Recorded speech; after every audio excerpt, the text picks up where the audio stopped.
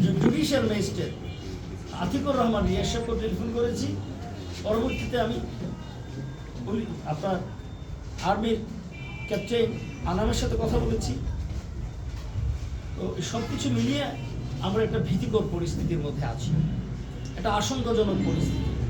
এভাবে যদি চলতে থাকে তাহলে জুলাই আগস্টের শহীদদের যে আকাঙ্ক্ষা ছিল, গণমানুষের যে আকাঙ্ক্ষা, এদেশের আপামর জনতার যে চাওয়া, সেটা হলো যে একটা সুষ্ঠু একটি ক্যারিটেবল ইলেকশন, সেই জিনিসটা শরীয়তপুর 2 আসনে কতটা সম্ভব হবে এ বিষয়ে যথেষ্ট সন্দেহ দেখা দিয়েছিল।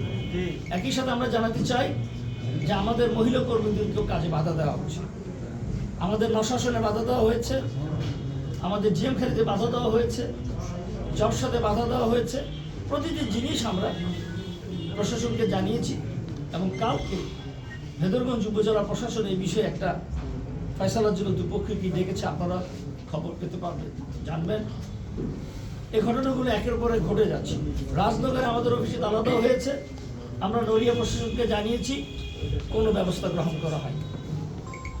এ হলো সার্বিক পরিস্থিতি।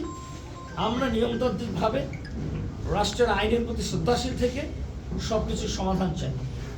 আমরা নিজেরা আইন তুলে নিতে চাই না, আমরা বিশৃঙ্খলার পক্ষে নই। কিন্তু এভাবে চলতে থাকলে দেয়ালে আমাদের পিঠ থেকে যাবে। আমি তখন আমাদের নেতা কর্মীদের কতটা সামাল দিতে পারবো সে বিষয়ে আমার যথেষ্ট আমি সন্দিহান।